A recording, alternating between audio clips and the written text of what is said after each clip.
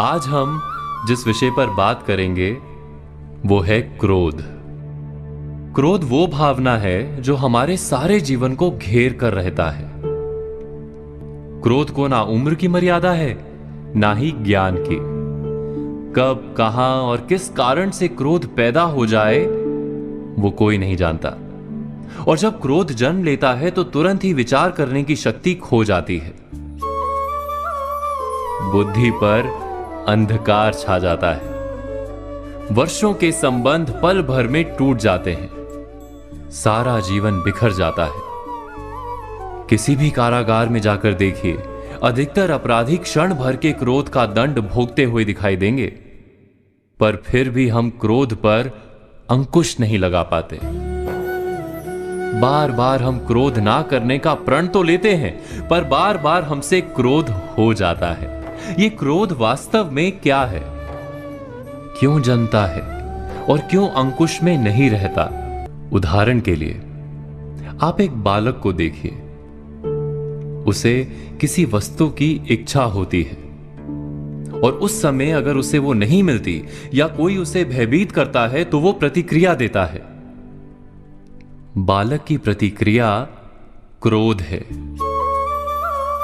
क्योंकि बालक निर्बल है, निसहाय है। बालक अपनों से बड़ों को अपने वजूद का एहसास, अपने अस्तित्व की प्रतीति करवाने का प्रयास करता है क्रोध के माध्यम से। बड़े होने पर भी हम क्या ऐसा ही नहीं करते? क्या क्रोध हमारे भीतर बैठे बालक का प्रतिभाव नहीं? अर्थात क्या क्रोध वास्तव में केवल बालक जैसे व्यवहार का नाम नहीं? जब अहंकार को घाव होता है, जब भय लगता है, जब कोई वस्तु हमें प्राप्त नहीं होती, तब हमें क्रोध आता है, ठीक किसी बालक की भांति।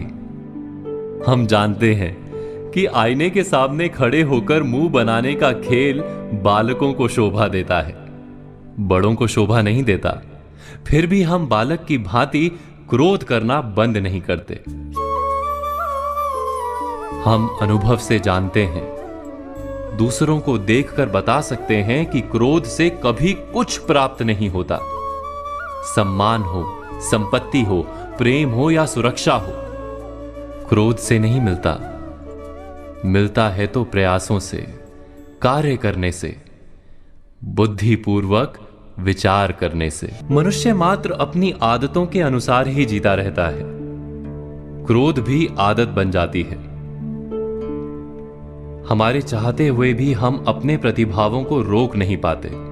हम स्वयं को बड़े या पुख्ता मानते हैं, पर थोड़ा सा कारण मिलते ही हमारे भीतर का बालक क्रोध कर बैठता है।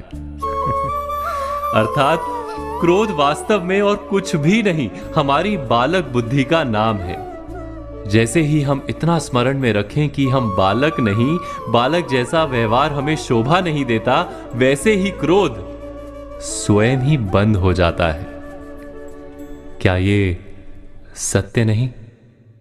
इस पर विचार मनन अवश्य कीजिएगा।